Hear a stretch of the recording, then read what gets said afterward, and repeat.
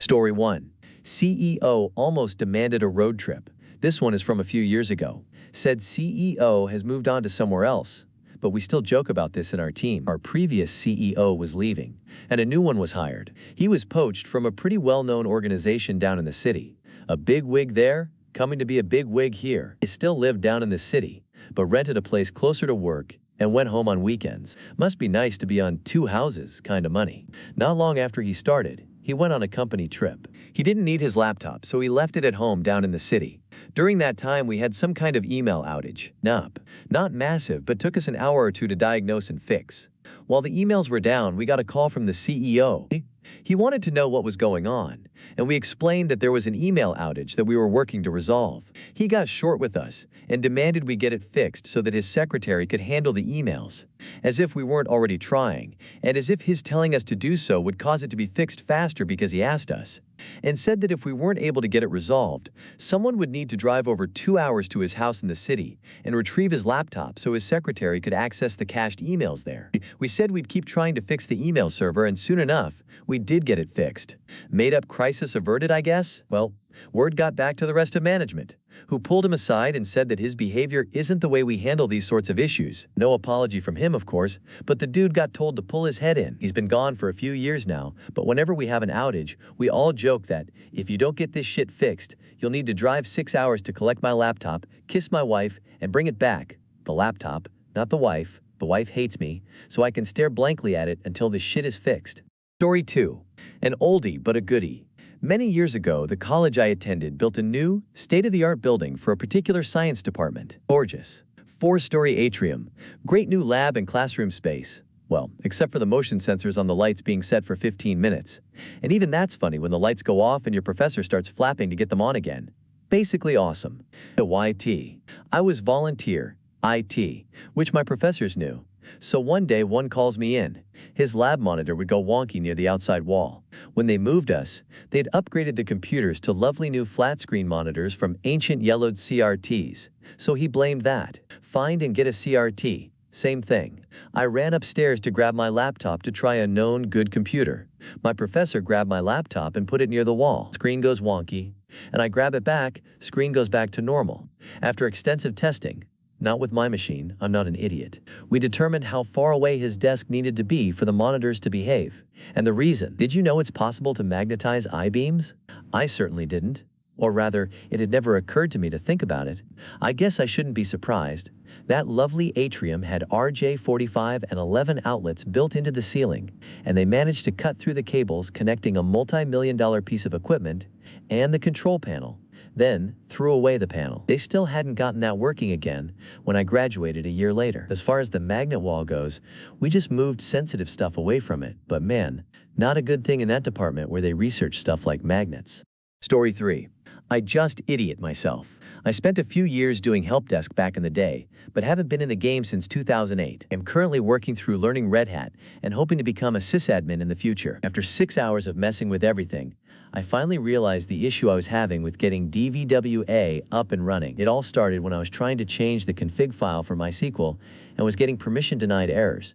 I was stuck on the part where I couldn't connect to MySQL remotely. Turns out I wasn't allowing root to log in from outside localhost, so I had to configure that in the MySQL config file and restart the service. Then, I kept running into issues with SSH access, getting permission denied errors. It took me a while to figure out that I had caps lock on for most of my password attempts, which made it impossible to log in. I spent hours not realizing this, and when I finally figured it out on the 10,382nd try, it hit me that caps lock was on for half the stuff I was typing. After having to deal with customers calling with problems not like this but exactly like this, I used to be trained to instantly have them hit caps lock and try the password again without asking if they have caps lock on or not. Just turned 40. It is showing. Story 4.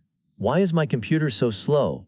I don't formally work in IT. I have my own side business, mostly helping seniors and older adults muddle their way through the technology landscape. Many of my clients are from a retirement community 5 to 7 minutes down the road from me, including one very sweet old lady who's like a third grandmother to me. Her daughter visits from DC about once a month to help her mom with stuff, and I'll go over and visit. Invariably, she'll pull out her laptop and ask why it's running so slow. I'll take a look, and she's got 15 to 20 Word documents open, a third of which each. So I explain it to her. You have too many things open at once, clogging your computer's memory. I open Task Manager and say you are using 80 to 85% of your computer's memory. Basically, you've created a gridlock in your computer. I've learned to use real-world examples to explain computer processes because it helps people understand what's happening. Okay, so I need to close some tabs. I said, no, you need to close all your tabs in Windows. You can't read 15 articles at once, so why do you need 15 open? Now. So she writes it down and says, okay, I can do that. A month later, she's back complaining that her computer is still slow, but she's got all these open windows again. I just shake my head and wonder why I'm so nice. Story 5. Every day I slowly lose my sanity. Edit. Apparently, I loosed too much of my sanity to realize that it's written as lose, but can't change a title. For context, I work in a smartphone repair shop, We are an official partner of a big smartphone manufacturer, similar name to the city of Samsun, Turkey. So we get confused for them and get questions about refrigerators. We also used to be a partner of another smartphone manufacturer that has now left the European market due to legal issues with another tech giant. So we are one of the few shops that still have their name on our website. Boss really should update it. And get confused for them too. I do not have one story today, rather a collection of a few interactions between me and customers. Short one. We have a lot of calls where people just start talking about their problem and simply won't register. When I introduce myself as, this leads to a lot of confusion. Phone rings and I pick up. Me. Hello, this is Beck. How may I help you? Customer. You said you were going to send an engineer over here. He has not arrived. Where is he? Me. Sorry, we were supposed to do what? Did I mishear you? C. You guys told us yesterday that the engineer will be here next day, first thing in the morning. He hasn't shown up. Me. Realizing this is clearly meant to be for Tech Giant 1. But out of curiosity, I ask, an engineer was supposed to help you with what exactly? C. He was going to help with the electrical system. How long are you going to keep us waiting? Me.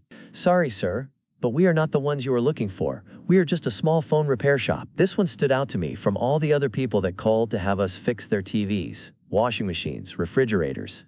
Short 2. Another call me. I greet them with regular greeting. C. Hello.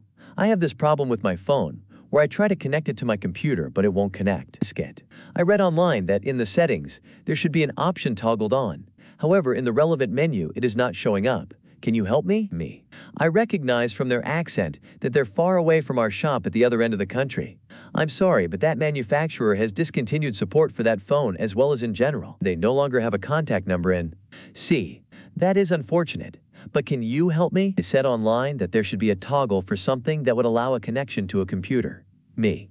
It is hard to give tech support over the phones. I would have to see it. We are in. C. You can't be serious. You expect me to come all the way over to you from 4-hour drive, just so that you can say can't help you? Why would I do that? Me. No, I didn't ask of you to do that. I just said it is hard to help you if I can't see how your phone behaves. C. All the phones have the same menu. You should know this. I'm sure you can help over the phone. I won't be driving all the way to you. Me. I don't know everything, but do you know how many phones there are? This menu. I can't know every submenu of every phone. C. You are not helpful. You should know this. It is a simple thing. Me. Okay, let's suppose I know the setting all by heart. You said that a toggle is supposed to be there, but it isn't. So how am I supposed to help anyways? C. Ranting in frustration and belittling me that I can't help with this supposed easy issue, and hangs up. That doofus called 10 minutes before I closed up shop, and yet I tried helping him. Also, I am not at fault. That you can't connect your phone to your computer, you dingus, nor that you live on the other side of the country. Short 3. I hate it when customers do this. They walk into the shop and start like this. Me. Standard greeting C. Hello. I am here for my phone. We talked on the phone. It's working, right? Me. You must have talked to one of my colleagues. Can I have your pickup ticket? C. No, I don't have it with me, but my phone is a black. Me. I can't read your mind, you buffoon. Nor do I recognize every customer's phone when I see their face. Do you know how many phones I have in this shop? Yet you somehow believe that you are so special that you can just say, you're here for your phone and I know exactly what you are talking about. Short 4. This is one of the most stupid questions customers ask us. Just sign here and we can repair your phone. C. Okay, signs it, and then asks, so, do I have to leave my phone here? Of course not. I will quantum entangle the relevant parts here with our spare parts and repair it while you keep your phone in your pocket. I will update the quantum state of the particles here, and they will instantly update wherever you are, even at infinite distances. AARRGGGHH. Story 6. Amazing what a thorough case cleaning can do. Not sure if this is appropriate for this sub, but I wasn't sure where else to share this story. Maybe this one could also be titled, Amazing How Much Dust Buildup Can Impact System Performance. This tale comes from home. While I am indeed tech support by trade, I'm often called upon at home by my wife or the in-laws to assist with computer issues, but this one was brought on by myself. Lately, I had noticed that the 13-year-old HP desktop PC used by the in-laws to play Facebook games and browse eBay had been starting to sound like a jet engine about to take flight. I had gotten on the PC a good while back and noticed it to be quite laggy too. Opening programs took longer than expected, etc. So one day I decided to help them out and see what was going on. I cracked the case open and saw dust. Everywhere. On everything. Everywhere. Coating the fans, the heatsink, the chassis, in between all the wires. Just everywhere. I did not have any canned air available, so I did have to pick some up. First, I bought 2 just in case, and then went to town on that PC. Only used about half a can of air but got all that dust blasted out. Hooked it back up and it no longer sounds like it's about to take off. Performance seems much better too. I'm sure all the dust in the heatsink and fan could not have been helping with the temps in there. I'll probably swap it for them here soon before Win 10 goes EOL. The thing has a Sandy Bridge Core i3 in it and originally had 4 GB RAM. I more recently bumped it to 16 GB after the cleanout, and that helped performance even more. Very Stactus. Still has a spinny drive too. Thought about grabbing an SSD that I have lying around and cloning it, but the cleanout and RAM seem to have had a good impact. Story 7. Of course you know more, that's why you're the manager. This one popped up in my memories from about 15 years ago and was so stupid I just had to share. I was subcontracted to a hospital, providing desktop support. A ticket came in one day for a PC that wouldn't boot. No big deal. Check the machine out and it's just a dead CMOS battery. F1 to continue or swap the battery. I'd only been there about 6 weeks and didn't know where all the supplies were kept yet, so I hauled the device back to my office. While I am reaching into the case to pop the battery out, my boss walks in and starts flipping out. What are you doing? Just replacing the battery. You never do it like that. Who taught you? Huh? You never replace the battery with the machine powered off like that. You could corrupt the hard drive, or worse, mess up the DNS settings. Wait, what? Did I stutter? No, you didn't stutter, but what you said was so mind-numbingly stupid, I'm still trying to process it. You want me to replace the CMOS with the machine? Running? Did you just call me stupid? I'm sorry. I thought you already knew. No, I am not replacing the battery with the machine running. Granted, this was the same mental giant that decided that an effective way to reduce service tickets was to give all users local admin access on all machine in a production environment where the public could just walk up and start doing whatever they want because the systems weren't locked down. And for those that want to question it, yes, I will talk to my management like that. Always have. Still do. Story 8. I'll wait for the follow-up. Call from an unknown number, but it's local, so I answer. O.L. Gormsby Computers. Aged voice mumbles. This is, Tom. I've bought a computer, and I need it put together and set up to work. How much do you charge? I tell him my hourly rate and ask, where did you get this computer? Base my kill. Didn't they assemble it for you? I bought it off the internet. I see. Did you buy an operating system? A copy of Windows? Silence then? No, I don't think so. Well, okay. I can take care of that. Do you have a keyboard, mouse, and monitor? I've got a keyboard and a mouse. Do you have a monitor? A screen? I thought we could use the one from the old computer. Well, possibly. Do you have all the cables? Yes, I've got cables. Okay, just to make sure. You've bought a computer, all the components, but it's not put together. You need me to do that and install an operating system and copy your files from the old computer? Yes. How long would that take? I'm not going to short myself, so I give him a long estimate. Better to do that in case we run into incompatible components, obscure unsigned drivers, etc. So he says, okay, and we make an appointment for me to visit and make it all happen. Not 1 hour later, he calls back and tells he won't need me to do it because his granddaughter can take care of it for him. My reply was a joyful, good for you! Call me if there's anything else I can help with. I sure hope the granddaughter can do it, because if he calls me to fix anything, there will be no pensioner discount this time. Story 9. It might be good enough security for the Department of Defense, but it's not good enough for this part of government. I worked in a state government body that was attached to the state education department, and within our small organization was a business unit responsible for the standardized testing of high school students. This test was a closely guarded secret, to the point where the business unit office was separated by a swipe card access door. On each desk, they had 2 computers, without even a keyboard/monitor switch box. One computer was connected to the Great Unwashed, the regular network, and the other was on their own, physically separated air-gap network. No connection to the outside world. Because, security. If these people wanted to get something off the internet onto their secret squirrel computer, they had to burn it to CD-ROM. Yes, I'm that old. And then put the CD into the other computer. Before I left there, USB drives were just becoming useful, so they started using those. Obviously, this doubled the cost of refreshing desktops, so a study was commissioned to investigate a truly secure connection to the outside world. We settled on a system that we were told was the firewall of choice for the Department of Defense. Armed with our truly secure solution, IT manager approached the director and presented the solution, which would save this many thousands over the next years. The director asked the question, "So this is 100% guaranteed secure and unhackable?" IT manager's eyes glaze over as he ponders the many ways he could answer that question, and replies with, "Well, I couldn't say that any system is guaranteed to be unhackable, but this system is used by our armed forces to protect our national secrets, so I'm very confident in it." Director: "So you're saying there's a risk that our standardized test could be hacked and we would lose thousands of hours of work and risk the integrity of the state's standardized testing for that year?" IT manager: "Well, yes, there is a very minute chance that this system could be hacked." Director: "Well, we can't take that risk. We'll keep going the way we've been doing it all along." IT manager: deadpan face.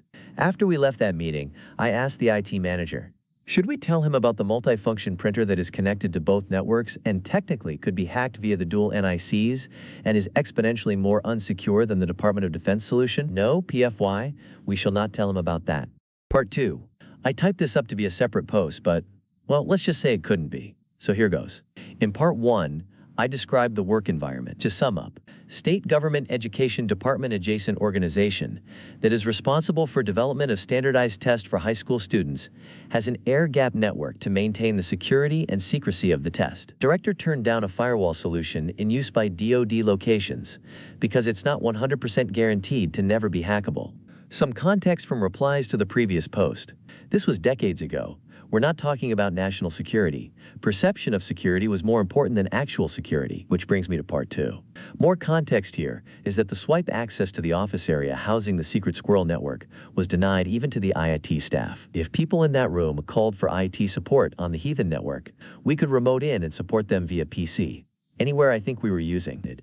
If they needed support on the Holy network, get it? Holy, set apart, we had to get them to meet us at the door and swipe us in. This included accessing the server for that area. Ponder that for a moment. All their data are belong to us. We maintain their AD, their Linux server, and we were responsible for the physical tape backups, for which we would walk in with the safe hand lockbox, switch out the tapes, lock the box, then walk it down to the courier for the offsite storage facility. We could access all their data, but they wouldn't let us have swipe access to the room. Okay, so moving on. Protocol was that if we had to go into the area for a support task, they would escort us to the user's desk or server room, then hover over us, eagle-eyed, and then escort us back to the door when we were done. Problem was, these people thought their area was secure, and everyone in it was trustworthy, so they would leave stuff out on their desks. One evening, I was called to work on a problem in the secret squirrel room. I was there through the great migration of government office staff at the end of the working day. The person escorting me had wandered off to pretend to work somewhere else, and all was quiet, in the way that only a government office after 4 p.m. can be. As I'm clickety-clicking feverishly to perform whatever it was I was doing, decades ago, dear reader, please forgive me for not remembering that detail, I became aware of a slowly approaching noise as it went cubicle to cubicle, and I leaned back curiously as the cleaner came in, earbuds firmly wedged into ears, with an OPAQUE trash bag, casually emptying the remains of daily human activity from each desk's trash can, then dusting around every desk, every monitor, and wiping down desk phones. I looked around in horror at all the material scattered across all the desks, and called over my escort. You see, now I can put that in scare quotes because there was no escorting going on, and said, "What the hell?" She or he, decades, dear reader, decades, said, "Oh yes, they're fine, you're fine, carry on, let me know when you're finished." And that was when I realized that it was all pretense, all security theater. It was also the moment I realized that if a person truly wanted to gain access to company secrets, government secrets, the state standardized test, or whatever it is you hold dear in your work environment, the most invisible, unchallenged, go-anywhere position to have is the frickin' cleaner. Story 10. Sometimes all you need is time. Simple story, but memories worth telling. A long time ago, I was an assistant at an office, employed primary to change the printer paper and separate carbon copies. Large print jobs there. But being a computer nerd, I soon was helping with all kind of computer-based tasks and problems. One day, a desktop computer didn't start Windows, then version 3.1 tilde oh the old days. Just a blank dark screen. As always, the user didn't do or change anything. Other employees already tried this and that, but no error could be found. I investigated the usual stuff, the more unusual causes. Hardware okay, all files okay, settings okay tilde, so why? Then during a test run, somebody interrupted me, delivered mail, paper type, or something like that. The computer was untouched for some minutes, and suddenly, Windows came up. Did I change and/or repair the problem? After some more checking, the user had changed the previous background image to a really large true color photo, and the computer had to calculate it down to the screen resolution and to 256 colors, which took several minutes, and nobody granted so much time to the poor machine. Changed background. Problem fixed winking face. Story 11. You're the one that asked IT to be the DJ. What did you expect? Production's ramping down for the year, and the plant manager asked me to find a way to get music playing on the shop floor. I've nothing better to do at the moment, so I said I'd take a look. It turns out all I need is a component audio, RCA, cable that I can plug into the amp. The one cable I don't keep in my bag of tricks. After digging through an empty office, I found the cable. Unfortunately, it's got a 3.5mm audio jack on the end, and none of our gadgets have those anymore. Dig through my bag of tricks again and find the adapter Apple included right after they ditched the audio jack years ago. That'll do the trick just fine. Plug in my phone to the amp and hit play on one of my playlists. Adjust the audio so I can hear it and begin walking the production floor. Immediate complaints. Apparently, I'm the only one that wants to listen to Pantera while I count widgets. Head back to the audio closet to change the tunes to something more depressing, like holiday shit, and the production manager stopped me. Music on the floor is no longer wanted. Oh well, I've got my headphones. Story 12. Approving your own change request. Towards the end of my career, I worked for some managers who were control aficionados. We always had more stringent change windows than the rest of IT for even the most minor of changes, and there was always fear that touching anything would be a problem. We generally supported a variety of vended software, plus design and coding around those packages. During rollout of one of these packages, we were a bit behind, so they suggested granting a whole bunch of cross-environment DB permissions that, once we went live, would be huge red flags to any audit. I was the person with the most DB experience on the team, and explained why we shouldn't take this angle, or at the very least, needed to clean them up before the go-live date. I was overruled. About a week before go-live, I went through a change to eliminate the ugly DB permissions to meet standards. If nothing else, doing so before go-live would allow us to make the change at a normal time, instead of 0:30 on Sunday morning. Managers were nervous, because all changes are to be feared. Eventually, they secretly went to trusted employee, TE, next to me, whose work they respected more. TE was very sharp, but had less database background. They asked him, "Are these changes that Dr. Z proposed safe?" He agreed to check on them. Now, the next time that all the managers were off in a meeting, he just stood up and asked me over the cubicle wall, "Dude, are these DB changes correct?" I said, "Why, yes, they are." "Sounds good." Later, he went into their office and assured them that all would be well. Far from the stupidest thing that occurred during my tenure in the area. Story 13. My computer has turned evil. Me. Hello, ma'am. How can I help? Lady. My computer has turned evil. I need help. Me. Wow, okay, what happened? Lady. Whenever I try to open the app, it says, "Demon failed to start." Why is the demon trying to start in my computer? Me? Oh no. Ma'am, is that spelled demon? Lady. Let me take a look, yes. Me. Oh ma'am, that's not a demon. It's a background process that runs in your computer. We commonly call it daemon. Think it's short for disk and execution monitoring. Nothing to be worried of. Just needs a fresh installation and restart. Lady. For holy sake, why they named it like that? Couldn't they do DAEM or something? They had to pick the 16th century version of daemon. Story 14. How to lose a notebook and where to find it again, or something like that. Some time ago, I worked in a government agency as an external employee, together with several other external sysadmins. A lot of weird things happened during that time, but this one made me shake my head. My colleague, I'll call him A, and I were in charge of equipment rental. Notebooks, laptops, projectors, printers, etc. So other employees could borrow this equipment for lecturing, workshops, and other stuff. To keep track of the equipment, we had a printed list, and each borrower had to sign for every piece of equipment they took. Looks simple, doesn't it? One day we did an inventory and realized that one laptop was missing.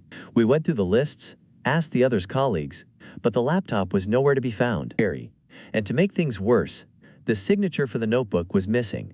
Boss was understandably a little pissed. However, the laptop was actively logged into the network, and we were able to ping it. Normally, this is not a problem, as you can use the IP address to find out in which building and room it is assigned. The problem: the network segment was unfortunately too large, covered several buildings, and it was impossible to find out exactly where the laptop was located. A few months went by until another colleague called me and asked if we were missing a laptop. Hell yeah, we are missing one. Where is it?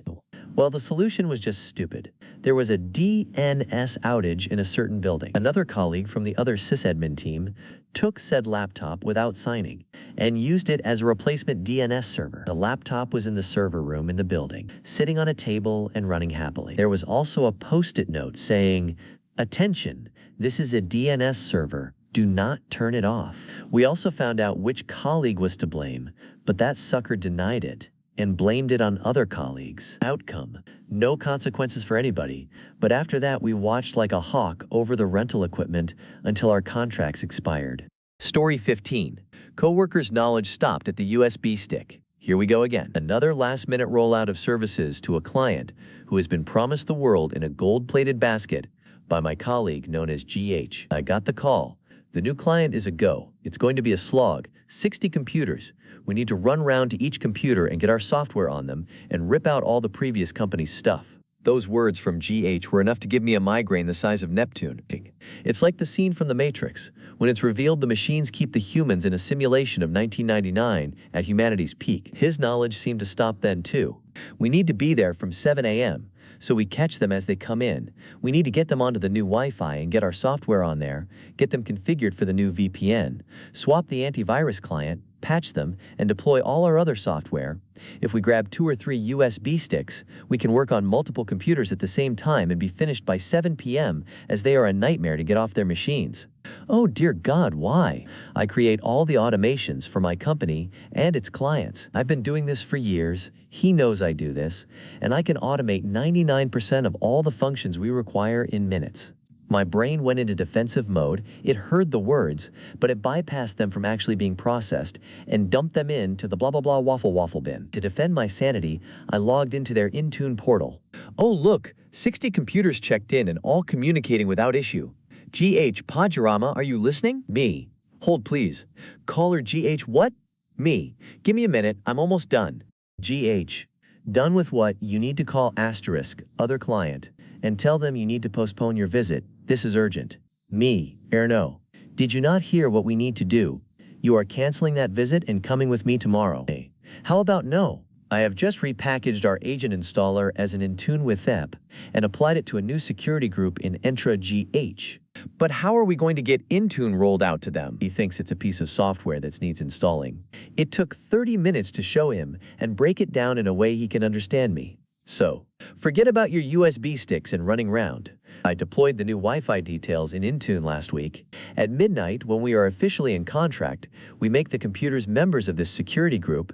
They will get our RMM agent deployed, and the procedures I have created for the client will push the new printer queues, install our antivirus, deploy the new VPN client and its config. No runny roundy, no USB sticks, no local admin passwords. It's all automated now. GH is on site now. He has his USB stick in hand. He's struggling to comprehend how they are joined the Wi-Fi without his help, or thinking he has done a great job, and that the 7 machines he has visited already have everything we require done to them. I don't have the heart to tell him that the 50 machines that have come online so far have all succeeded. Story 16. Life in a former sysadmin household. 2018. This really happened in 2018. I wrote it up as a F-flat post, but figured you guys might get a kick out of it. Background. I was the sole sysadmin for a national nonprofit from 1996 to 2010. Scott? Every husband knows the tone of that voice. Like, a question couched in a demand. Can you come down here and help me? My wife has a silly little webcam that has captured foster cats being idiots more times than I can count, but it stopped working 6 months ago. Her voice echoed up the stairwell. You said the cam might work now. While I was trying to figure out why our new printer wouldn't connect to our wireless network on Friday, I discovered that half of that network had crashed. We didn't notice because none of our other devices used it, but the printer did, and so did the cam. I closed my laptop and trudged downstairs with it. What have you tried? Everything. I raised an eyebrow. Stop being such a jerk, I really did. My wife Ellen has been married to a sysadmin for not quite 20 years, so I didn't doubt it. But I also knew how this all works. Me. So how do I connect it to my laptop?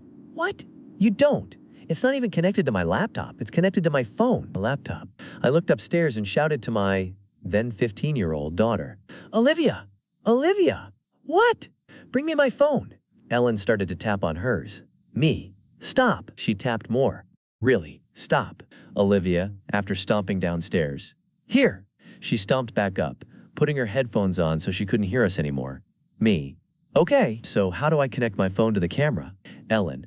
I've been going through the list again. Here. A link shows up in my PM feed. That's the... Oh my God. What? Her voice dropped to a whisper. It's working. She looked at me. How did you do that? I told the truth. I didn't do anything. I told you to go through the instruct? She waved me silent. I have. Several times. It never worked before, and now it does. I shrugged.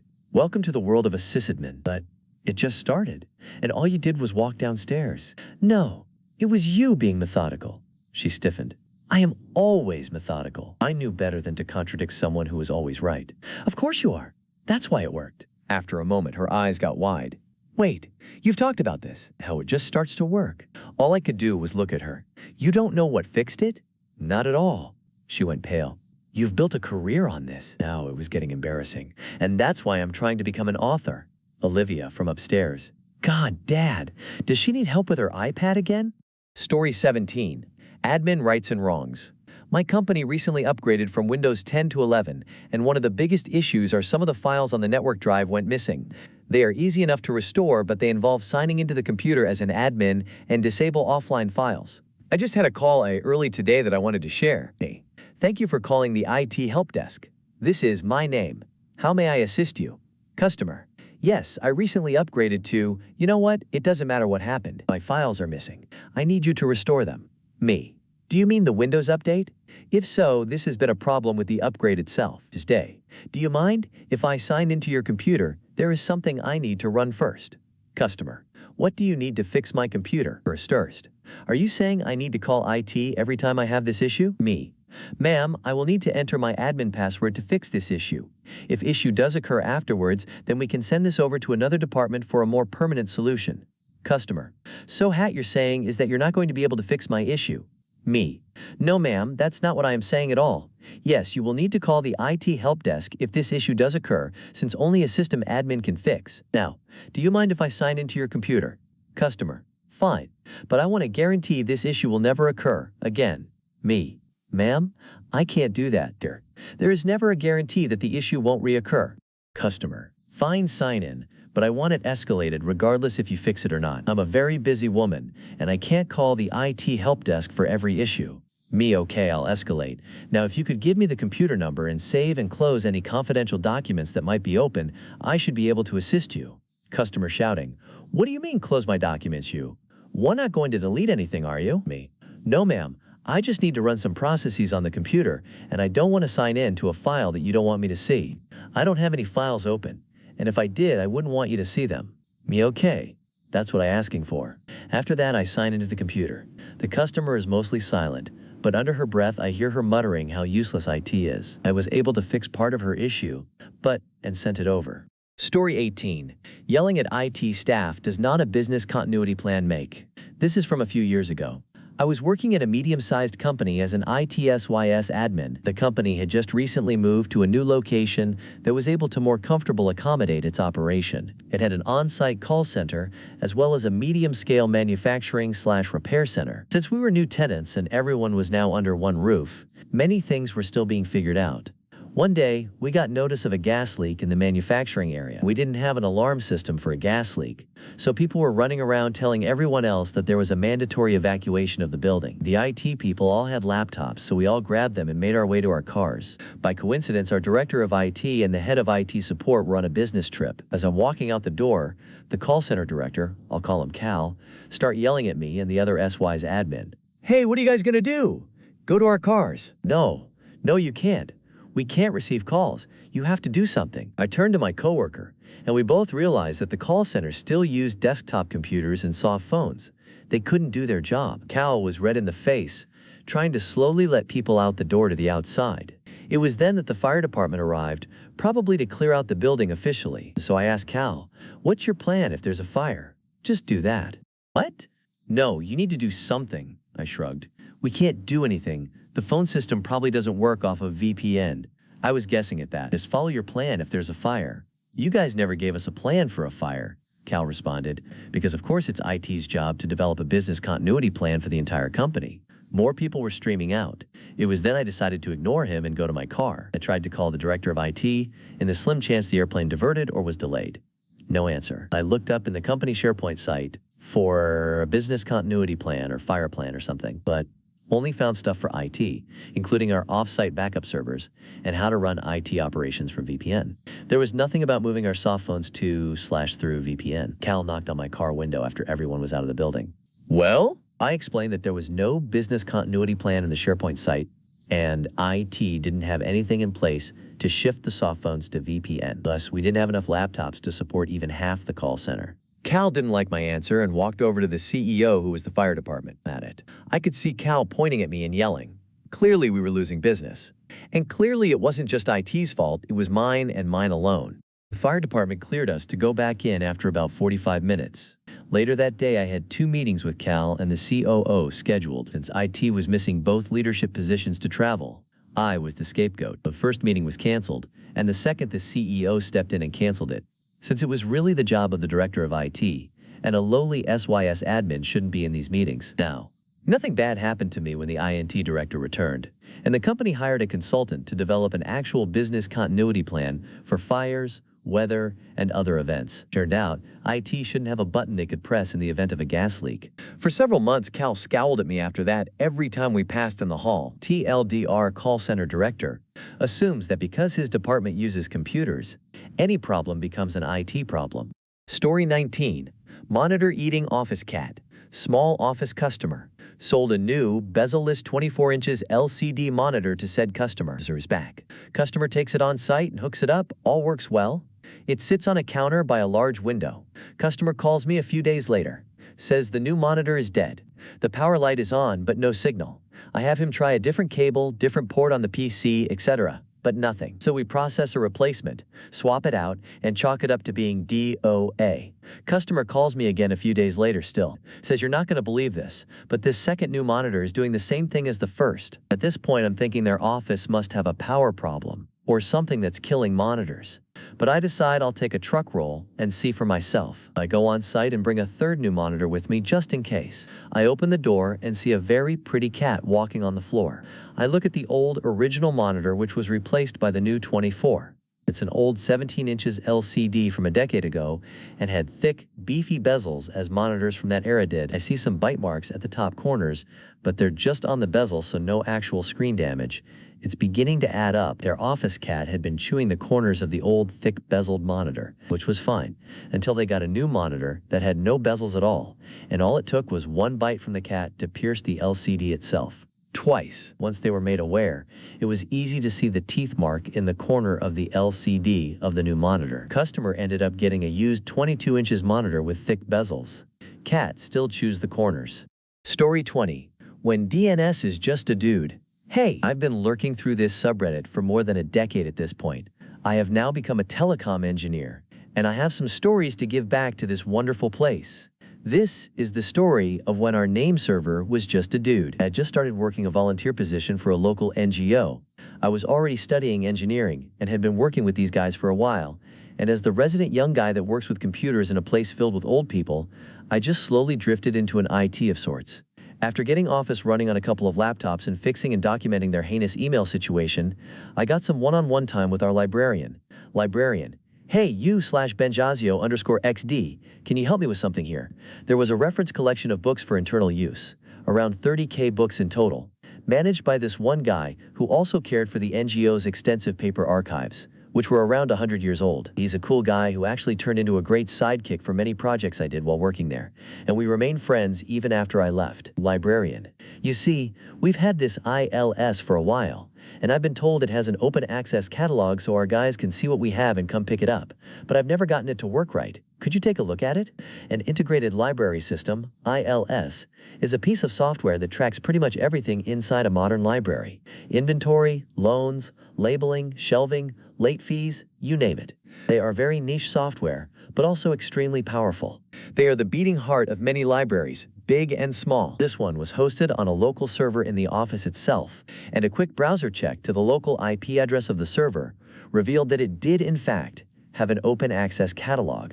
Librarian: "It's supposed to be on our webpage, but I've got no idea how it works, and no one really explained it to me when I got here." Sure enough, there was a link on our webpage that just returned a blank page every time, and not only that, it seemed to be an internal URL on our web server, which didn't really make sense considering it was on a different machine halfway around the world. Nothing in the world would have prepared me for what I saw when I clicked on Inspect Me.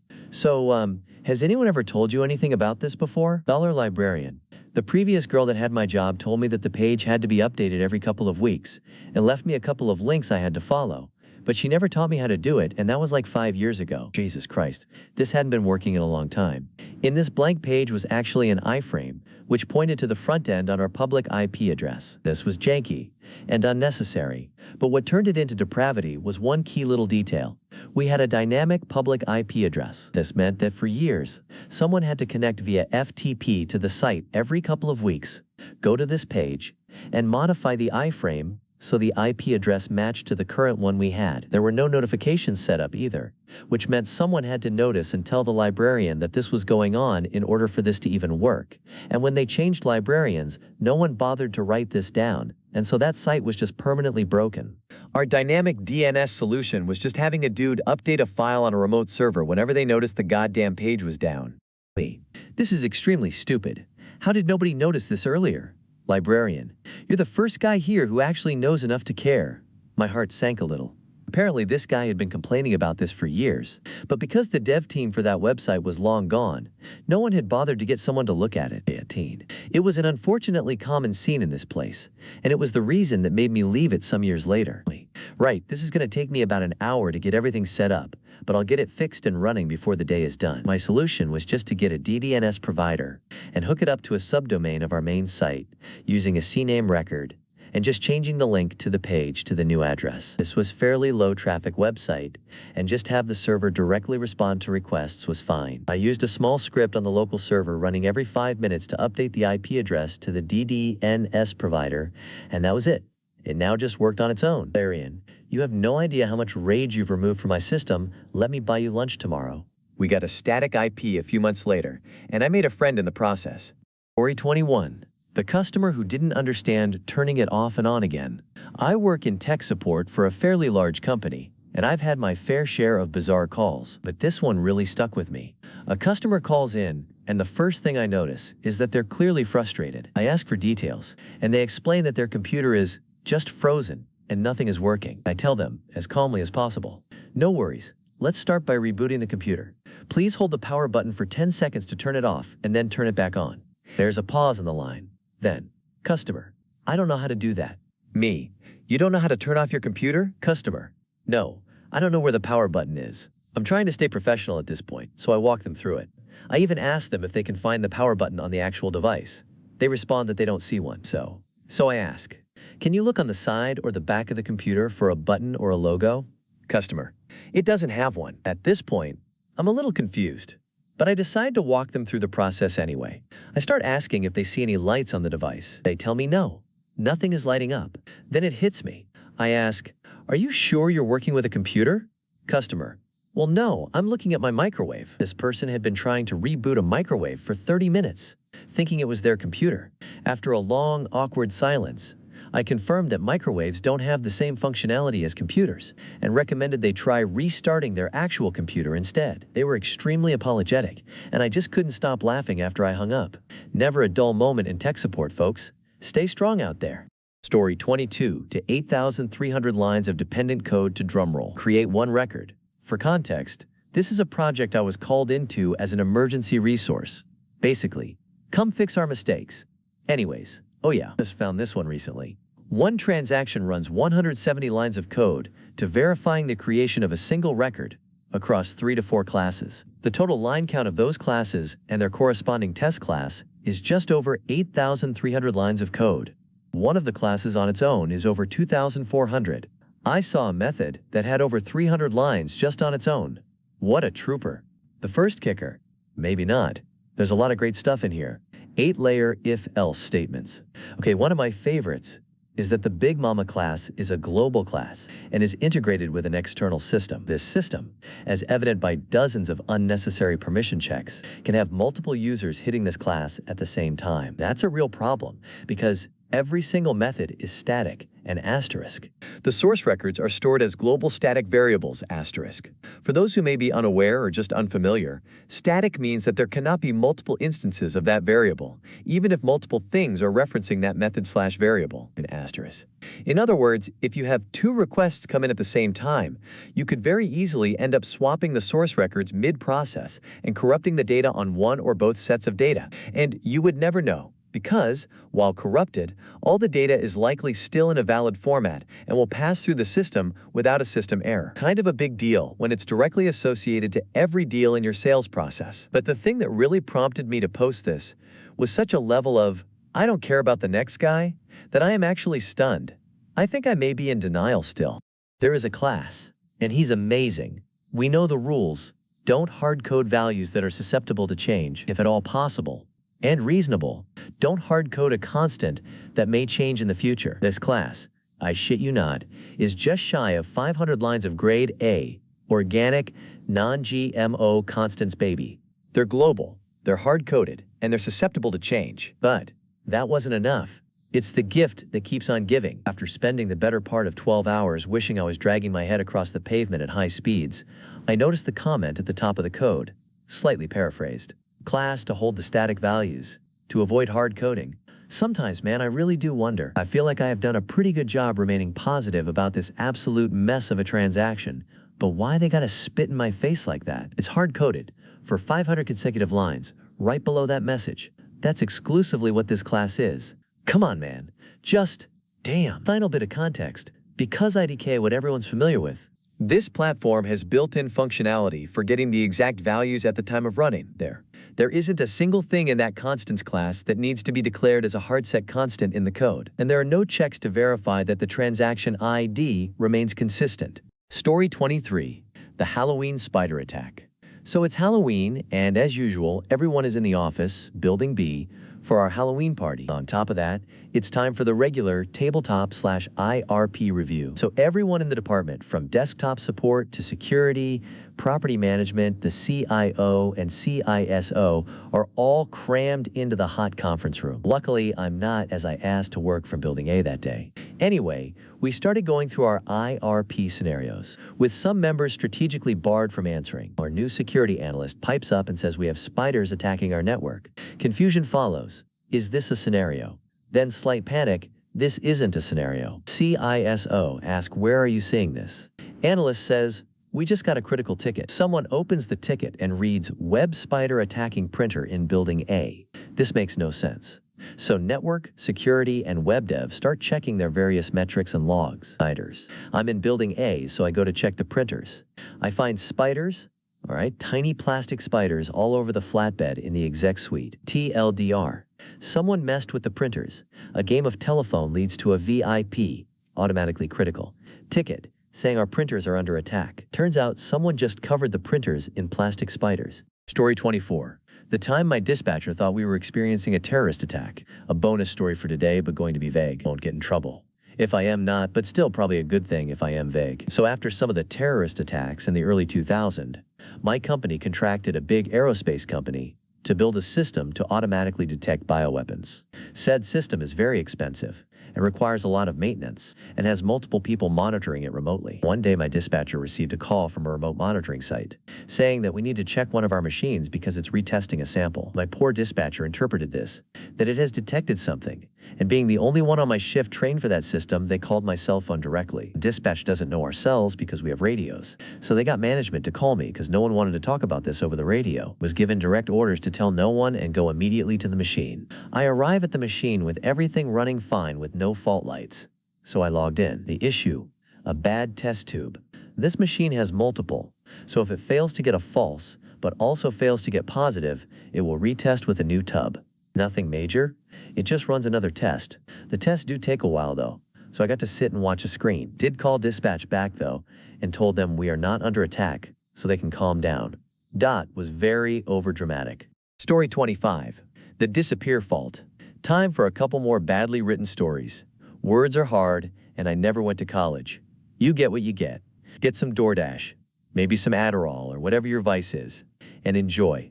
My job is tech support related, but not directly. Edwork. I work on anything from servers, networking, to automation, belts, motors, bearing, and PLCs. I'm a jack of all trades, and definitely a master of none. The disappearing fault. So one day operations calls us due to an output module fault. It looks like 7 modules lost communication.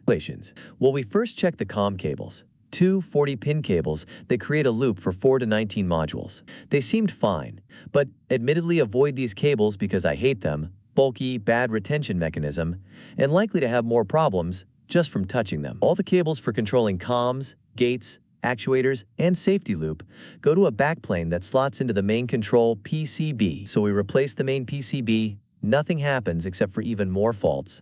Then we got a second one, kinda worked, just different faults this time. So we got a third one, most faults gone except one, but communication is back for everything. At this point I called a remote SME, System Matter Expert, who says to swap the board with another module to see if the fault follows the main board or stays with the module. One problem, it does neither, it just disappeared. Doesn't make sense to me, but it's gone and the machine works.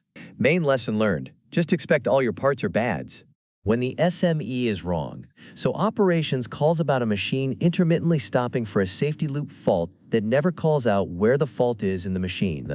The machine will act good when not processing, but after 30 to 5 meters it will fault out. We arrive and start looking at interlocks but couldn't find anything. We keep pressing start till we get the fault to show up and not immediately disappear. We checked a 24V safety contact attached to a relay. Even though it didn't test bad, it's so common we replaced it. After checking every interlock, we can't figure it out. So we call the remote SME. One piece of info I did have to diagnose the issue is the AHOPS contact has no power. Big lost. Letting the SME know this, he first says to replace it. I told him I already did. Also told him I'm not trained on the equipment though, so I'm at a loss and need schematics. He emailed me the schematics and also wanted me to follow the schematics after the OS contact, which didn't make sense to me because it wasn't getting power. I felt I should trace where the power comes from and see where I get it back. So I lied to him that I would then, with the self-confidence of a stupid person, I did my own thing. Found power going into the safety loop at the breakers. The breakers have the ability to tell the computer if they're tripped, but not coming out. Started shaking the connectors on the back of each one until I found one that would make the machine go ready and not ready, just from wiggling it. Yes, I wore gloves if anyone from OSHA is asking. Now, after the machine was down for 5 hours, one O contact and one breaker later it was fixed. To explain what was happening, the machine vibrates when running due to motors, bearing, and belts. This vibration would cause the tab inside the breaker to disconnect momentarily, causing the machine to stop due to the safety loop opening when the senior tech doesn't compute. So on day shift, they had a machine go down due to the output modules not communicating. The senior tech, for day shift, found the module not communicating and replaced the board, but still wasn't able to fix it. Even shift with the 2 most senior techs out of everyone refused to touch it. Finally, when I came in on night shift and was questioning why we had a machine down, I decided I would look at. Still not trained, but from knowledge of last time, I asked if anyone configured the board. All evidence pointed to no, so one call to the SME for the document on dip switch configuration. And crawling inside the machine, later the machine worked. Unsure if anyone else shares my frustration, but fixing stuff more experienced and trained people should have given management unreasonable expectations of your abilities. I love solving problem, I don't love being put on a pedestal. By the way, The downtime of that machine probably cost $150,000 minus 300K. How to solve a random person's problems from 500 miles away. So the techs at my company have a Facebook group for memes, but also for help, when SMEs are no help. A person in another state posted they have had a machine down for over 7 days. The machine would only fault out if you tried to run it, with the fault being a communication fault from the operator PC to the on-site OCR server. Optical character recognition. The issue was they could ping the server, and PC and server would show connected in their respective software. They even ran a new cable from the switch to no avail. I guess no one on site or the SME thought to actually see what the switch was reporting. I had access to see the monitoring of every facility, just not make switch configurations. I was bored and looked them up and saw a ton of errors. The port was configured correctly, so most likely bad port. So I messaged the guy. We got me equals me, tech equals guy from that facility, and supervisor equals his boss. Me, hey, I saw your FB post, I think it's the switch port. Tech, we're gonna reboot again. Tech, I'm gonna make a group chat with my supervisor. New chat. Me, hi, I think this is an issue with the IDF switch. Do you guys have anyone with Cisco CLI training and login? Supervisor dash, I think so, but he hasn't logged in a while. Supervisor dash SME says to check switch at machine. We replaced it, but that didn't work. SME now says to replace IDF switch. Me, before stopping all operations, let's just try another port. Tech, we need a ladder. Me, I see the switch lost power recently. Did you guys have a power outage? Supervisor. Actually, yes, that's when the problem started. Me, please take the cable from port 6 and plug it into port 8. Note, port 6 is for the machine having problems, port 8 is for a machine that is working. 23 messages and 4 hours later of being ignored. Me, please take the cable from port 6 and plug it into port 8. Supervisor, that worked, we think port 6 is bad. Me, plug the cable FTOM port 8 into port 6 and see if it faults out too. Supervisor, it does. Me, that confirms 6 is bad, have your tech open and CO figure another port and label port 6 as bad. Supervisor, thank you. Moral of the story, sometimes you need to repeat yourself, I guess. Still working on being assertive. On the plus side, this interaction helped me pass the interview to become a CFI SME, just waiting for an open position. The normal tech support call. So us machine techs are only supposed to fix anything related to machinery and their functions, processing infrastructure side. Face. We consider anything not related LAN side, printers and supervisor computers. Look, one problem, one on-site LAN side tech covered like 6 plants, almost all 120 miles apart. They could drive 5 hours for one call, and response time is like 2 weeks. Due to how overstretched this guy was, even though he didn't want my help and my interest in tech, I would help when I can. It was against the union contract, but keeping the bosses happy was in everyone's interest. I mainly would just help with printer problems, and was well known by management for solving printer problems. After the print server/directory failed, I was the only one to get the printers working while we waited for it to get fixed. Anyways, here's the story.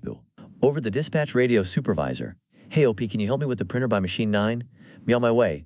I arrived stage left supervisor. I can't get the printer to print. I think it's broken me. Please bring up what you're trying to print. Me press printer control P.